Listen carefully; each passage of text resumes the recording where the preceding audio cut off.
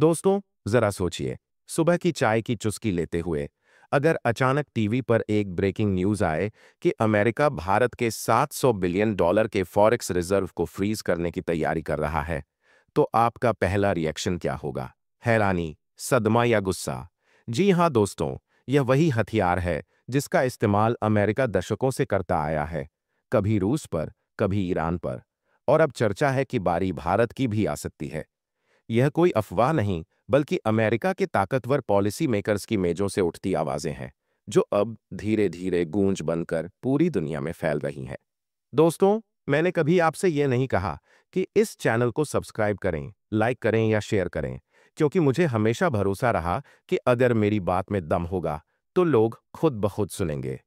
लेकिन आज पहली बार मैं आपसे अपील कर रहा हूं, अगर आप मुझे एक सच्चा पत्रकार मानते हैं और अगर आपको लगता है कि लोकतंत्र में पत्रकारिता की कोई भूमिका अभी बाकी है, तो इस चैनल को अभी सब्सक्राइब कर लीजिए।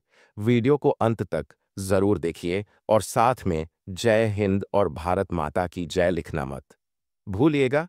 दरअसल, रूस यूक्रेन युद्ध के दौरान अमेरिका ने रूस की कमर तोड़ने के लिए जो पहला और सबसे बड़ा वार किया था, वह था रूस के फॉरेक्स रिजर्व को फ्रीज करना। अरबों डॉलर का वह पैसा जो रूस के पास जमा था, बस एक सिग्नेचर और एक आदेश से अमेरिका ने रोक दिया। यह कदम सिर्फ रूस की अर्थव्यवस्था के लिए नहीं, बल्कि पूरी दुनिया के लिए एक चेतावनी था कि अमेरिका चाहे तो किसी भी देश की आर्थिक धड़कन को अपनी उंगलियों में जकड़ सकता है। और यही डर आज भारत के सिर पर मंडराता दिखाई दे रहा है। अब सवाल उठता है कि अमेरिका ऐसा क्यों कर सकता है? जवाब सीधा है, अमेरिका डॉलर की ताकत का इस्तेमाल करता है।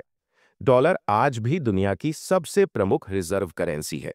जब कोई देश अपना पैसा सुरक्षित रखने के लिए डॉलर में रिजर्व बनाता है, तो अमेरिका को यह मौका मिल जाता है कि वह उन पैसों पर एक तरह का नियंत्रण कायम कर सके।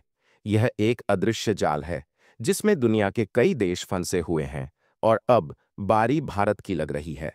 भारत के पास इस समय करीब $700 बिलियन का फॉरेक्स रिजर्व है। यह पैसा सिर्फ एक आंकड़ा नहीं, बल्कि भारत की आर्थिक ताकत और स्थिरता का प्रतीक है।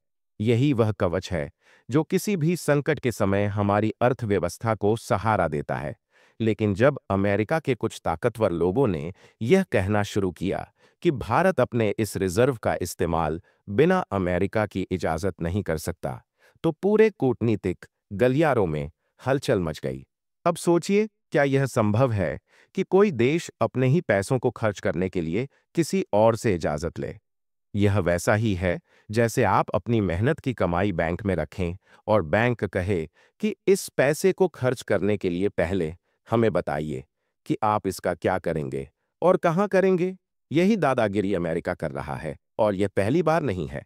डोनाल्ड ट्रंप के पूर्व ट्रेड एडवाइजर पीटर नारो ने हाल ही में एक आर्टिकल लिखकर भारत को सीधे सीधे चेतावनी दी। उन्होंने कहा कि भारत अपने डॉलर रिजर्व का इस्तेमाल रूस से तेल खरीदने में नहीं कर सकता। उनकी दलील थी कि भारत ने यह डॉलर अमेरिका के साथ व्यापार से कमाए हैं, इसलिए भारत को यह हक नहीं है कि वह उन डॉलर को रूस जैसे देशों के साथ व्यापार में खर्च करे।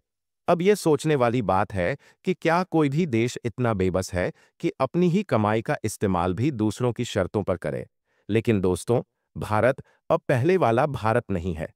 हमारे देश के पूर्व विदेश सचिव कमल सिब्बल ने इस बयान को करारा जवाब दिया। उन्होंने कहा कि पीटर नारो के सारे तर्क झूठे आंकड़ों और आधे अधूरे तथ्यों पर आधारित है। अमेरिका बार बार यह कह रहा है कि भारत रूस से बहुत ज्यादा तेल खरीद रहा है और उसी डॉलर का इस्तेमाल कर रहा है जो उसने अमेरिका से कमाए हैं, जबकि हकीकत बिल्कुल उलट है।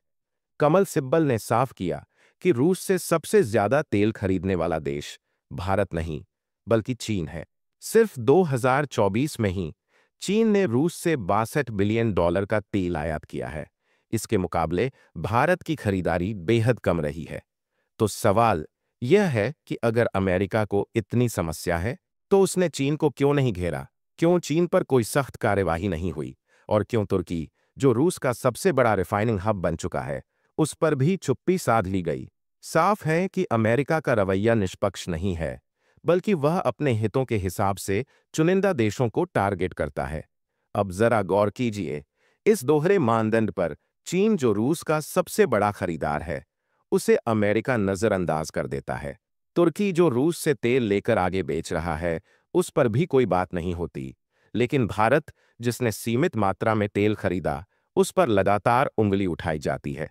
इसका सीधा मतलब है कि अमेरिका भारत पर दबाव बनाना चाहता है, ताकि भारत उसके इशारों पर चले और उसकी विदेश नीति के मुताबिक फैसले ले।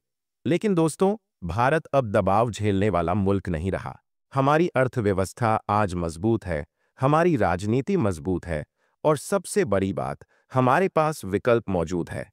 अगर अमेरिका बार बार भारत को टारगेट करता है, तो भारत भी उन रास्तों पर रोक लगा सकता है जिनसे अमेरिकी कंपनियां यहां अरबों डॉलर कमाती हैं। जरा सोचिए, माइक्रोसॉफ्ट, गूगल, अमेज़न जैसी कंपनियां हर साल भारत से कितना बड़ा मुनाफा कमा रही हैं। अगर भारत चाहे तो इन रास्तों पर भी ब्रेक लगा सकता है। यहीं से कहानी और दिलचस्प होती है। अमेरिका लगातार भारत पर नए नए टैरिफ लगाता है, धमकियां देता है, लेकिन भारत का शेयर बाजार अब इन धमकियों को गंभीरता से लेना छोड़ चुका है।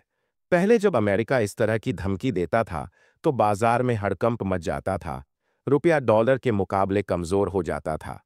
लेकिन अब हालात बदल गए हैं। टैरिफ के बावजूद भारतीय शेयर बाजार 250 अंकों से ज्यादा ऊपर जाकर बंद हुआ।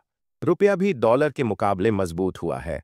इसका मतलब साफ है कि भारत अब आर्थिक मोर्चे पर आत्मनिर्भर होता जा रहा है और अमेरिकी धमकियों से डर नहीं रहा। अब इस पूरे खेल का सबसे बड़ा सस्पेंस यह है कि अमेरिका की इन नीतियों का नतीजा क्या होगा। अगर अमेरिका वाकई भारत के फॉरेक्स रिजर्व पर ताला लगाने की कोशिश करता है, तो यह भारत के लिए चुनौती होगी। लेकिन यह कदम अमेरिका की बादशाहत के खिलाफ भी एक नई बगावत को जन्म देगा।